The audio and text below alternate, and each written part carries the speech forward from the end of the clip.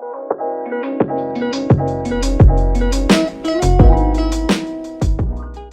guys, welcome back to my channel. In today's video I am going to be going through the different accommodation options at UEA, giving you the honest lowdown of the pros and the cons for each one.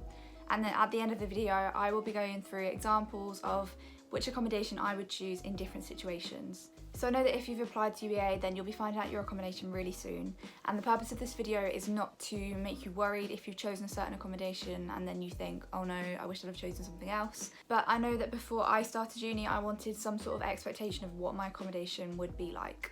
If you haven't yet applied to UEA and you're thinking of applying next year, then I hope this video will be really helpful to help you pick your accommodation for them.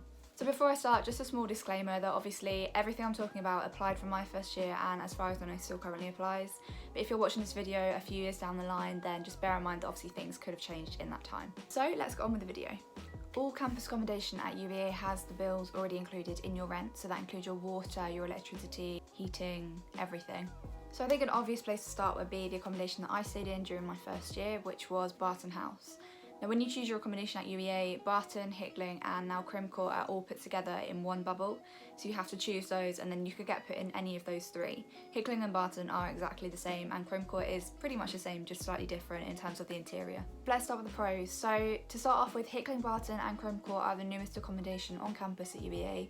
With that obviously means that these are nice and fresh and clean and modern, as you could tell from the video that I just showed. But I think the biggest pro of these accommodation has to be the kitchen. Now I haven't been inside Crome, but I can speak on behalf of Hickling and Barton, and the proportion of the people in the flat to the size of the kitchen is very good. Like the kitchens are really big. You have another separate seating area as well, which you don't get in the other accommodations, so that's really nice too. But the best thing about these accommodations is that you get a proper oven. So if you really like cooking or you really like baking, then I would definitely probably consider this accommodation. Now again, I can't speak on behalf of Crome here, but Hickling and Barton do tend to be the quieter accommodation on campus. Obviously it's still student accommodation, so it's not going to be silent all the time, but I can honestly say that 90% of the time I could sleep well and I could study well in this accommodation. Another pro of Hickling and Barton is that the laundrette is right outside, and the nearest laundrette to Crome is probably about a 4-minute walk. It's not far at all, whereas for some of the other accommodation the laundrette can be like a 10-minute walk away.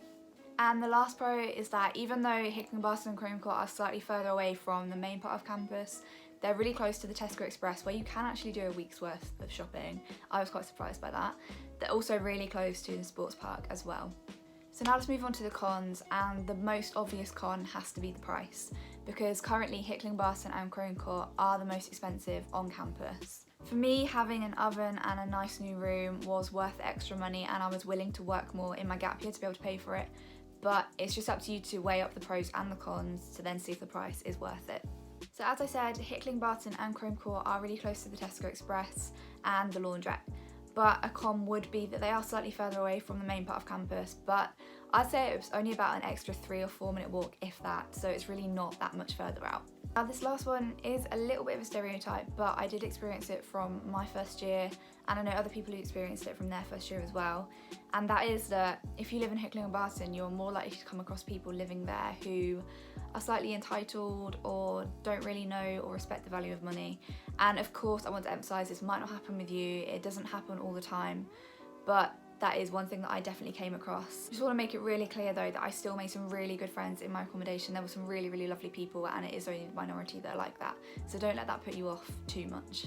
Now I chose Hickling and Barton as my first choice in my first year because I really wanted an oven, and I didn't know about this next accommodation option.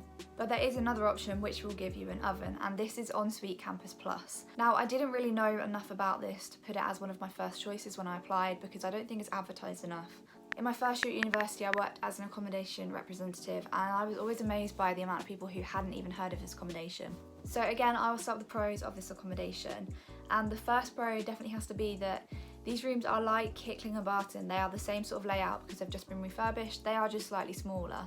And importantly, they still have ovens. Yeah, they're cheaper than Hickling, Barton and Crome. Secondly, as far as I'm aware, all of the Ensuite Campus Plus rooms are in Nelson Court.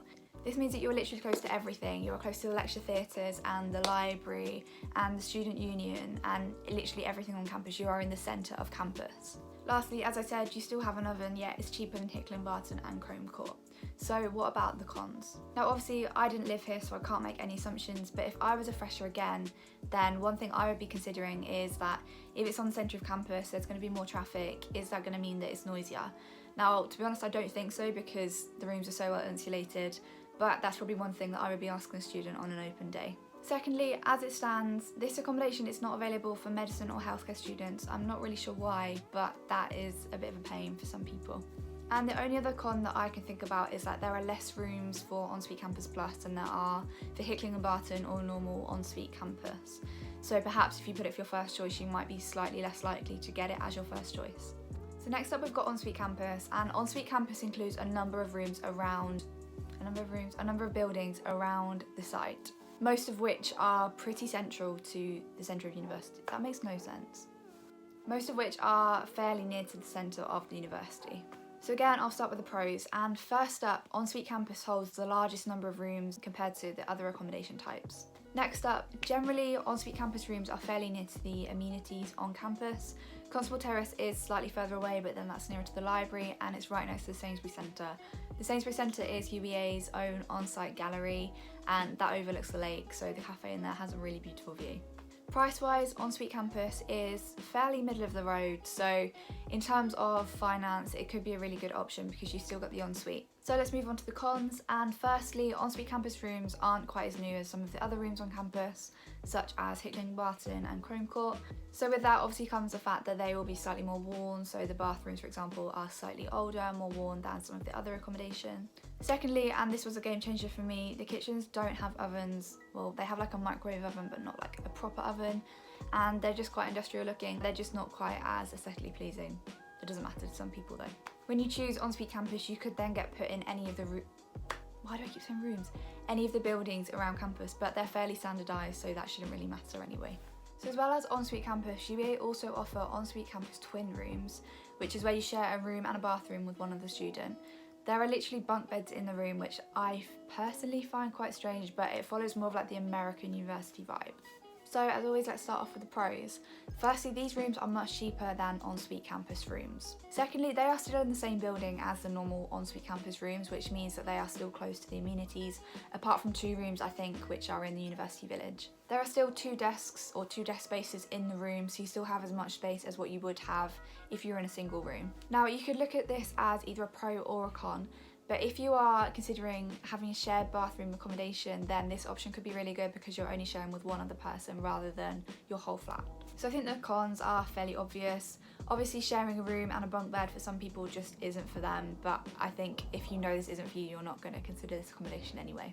But if you don't want to share a bunk bed, then perhaps a 2-bedroom unit could be the option for you. This is where you have your own bedroom, but you share your bathroom and your kitchen with one other person. Again, let's start with the pros, and these rooms are in Nelson Court or Constable Terrace, which again means that they are close to the amenities on campus. And in terms of cons, the only con that I can really think of this is that if you know you're a sociable person, then you might want to be in a big flat rather than only sharing with one other person. So next up we have Village and Village Plus. Now I'm not going to go into loads of detail about these because obviously I didn't stay there and I don't know other people really well who did stay there. I don't know about their experience. From what I've been told, apparently the rooms feel slightly smaller. I don't know if they actually are smaller. One thing that I would definitely say, and this is something that I did in my first year, I ruled Village and Village Plus out because they weren't on the central campus. But it's only about an extra 5-minute walk to get onto campus from Village and Village Plus, so definitely don't rule it out for that reason. They are a lot cheaper than some of the other rooms on campus, and if you are in Village Plus, then you'll still get a proper oven, yet they are still so much cheaper than Hickling, Barton and Crome Court. Next up we have the famous Ziggurats at UEA. The Ziggurats are shared bathroom accommodation, and there are 2 options, either for single or a twin, and although a twin is a lot cheaper, I'm just going to talk about them together. So to start off with the pros, and the biggest pro of living in the Ziggurats has to be the beautiful view over the lake. The view was always something that I was really envious of when I was living there in my first year. Secondly, the Ziggurats are literally in the centre of campus. You couldn't get any more central. They are close to everything, the library, the laundrette, the LCR, the student union, literally everything. Now for me this was more of a con, but for some people it will be a pro, and the Ziggurats are known as being the party accommodation on campus. They are very sociable. I'm not saying that you still can't get a good night's sleep there, I'm sure you can, but they are very sociable. So if you're a sociable person, then I would definitely consider the Ziggurats. So let's move on with the cons, and the first con that I can think of is that the Ziggurats are the oldest accommodation on campus, meaning that they are now starting to look a little bit worn. I don't know if they'll be renovated or anything, I can't say, but yeah, that's one thing that I would consider. Secondly, the Ziggurats are obviously a shared bathroom accommodation, meaning that you're sharing the facilities with your whole flat. Having said this, I have never heard of anyone having a problem using the shower or the toilet whenever they need to. This is because everyone will have such different schedules, so not everyone will be up for a 9 AM lecture. People might be getting up at 11 or 12 or whenever, and people won't be going to bed at the same time. People are always doing different things. The next option is standard single campus. Now again, I'm not going to go into this in great detail because I don't actually know anyone who stayed here, but a couple of notes. Firstly, they are just very basic, as you can tell by the lower price, which is fine for some people, and they are not the newest accommodation on campus, so again they might be looking slightly more old and shabby than some of the other accommodation on campus. These rooms are right near the main road, and again I'm not going to comment on whether this means they'll be noisy or not because I don't know, but this could be something to ask a student on an open day. But being near the main road does have pros as well. So again, it's right near Crome Court, which means that it's closer to the Tesco than some of the other accommodation on campus, as well as the laundrette as well. On campus, UBA also have other options such as premier accommodation and 2-bedroom houses.